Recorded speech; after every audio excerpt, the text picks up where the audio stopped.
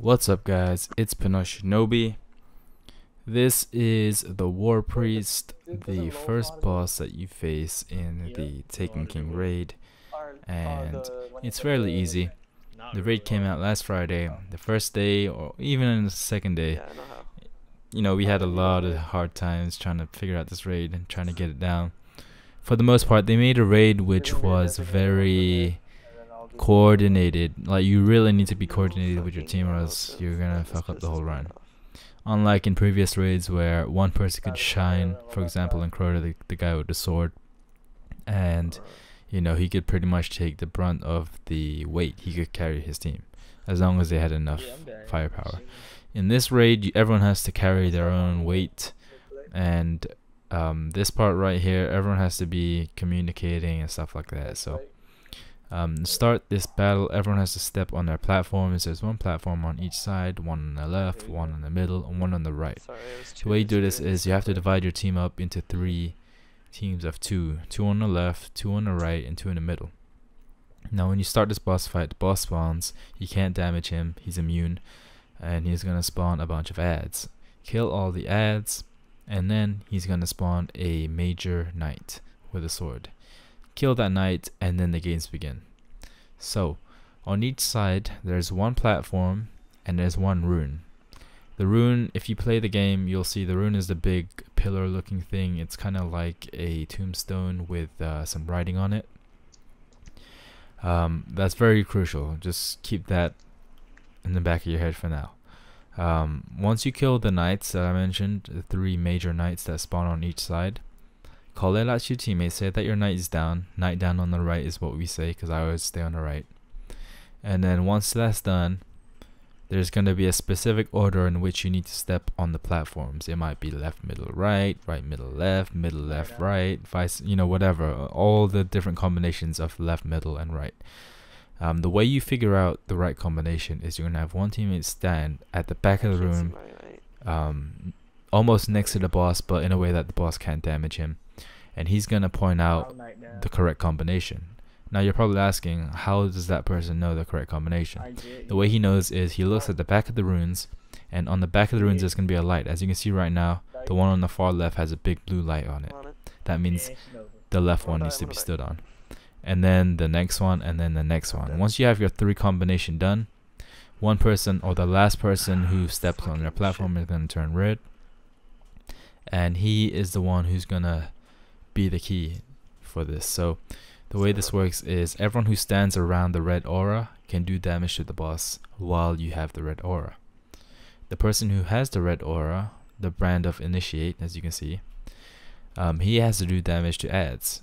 Now he has, I think, 15 seconds, and once the 15 seconds are done, you guys can no longer do any more damage unless he kills one ad, which refreshes the timer. You have up to 15. You have up to 5 refreshes while you have the brand of aura, or whatever it's called. So once you get to about 3 seconds, 3, 2, 1, you want to have that person kill an ad right then and there, and then that's gonna refresh the timer. You're gonna get another 15 seconds. So in total, you can have up to 15 seconds times 5 to do damage on the boss per phase. Now once that time is done, you have to hide behind the rune, those big pillar things that I told you about earlier. And the reason why you have to hide behind it is if you don't, anyone who's not behind a pillar, they die. So if your whole team is running around like maniacs, you're all gonna die unless you hide behind the rune.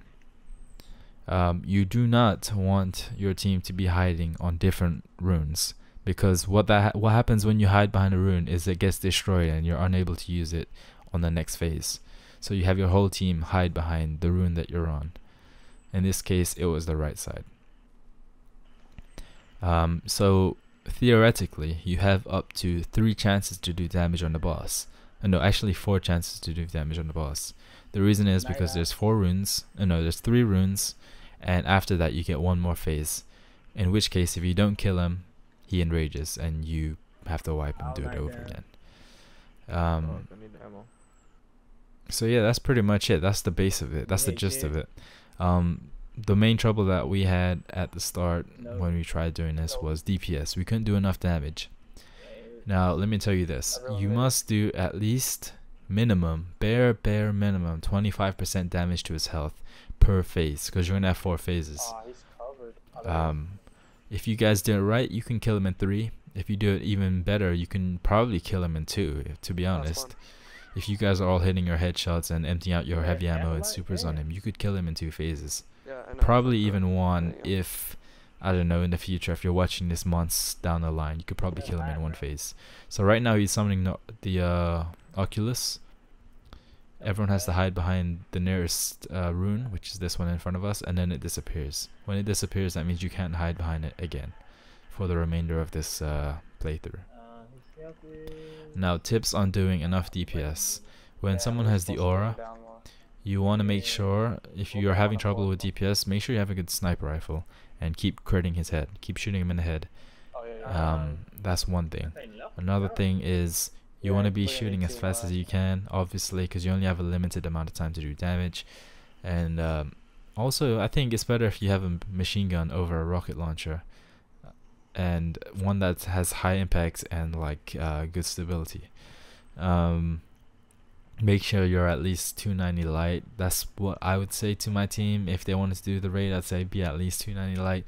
I know down the future there's going to be some freaks who do this at like 270, 280, but just for the purpose of getting through the raid, be at least 290 light. If you're not 290 light, please grind some heroic strikes and get some blue engrams, because those blue engrams can give some pretty damn good light.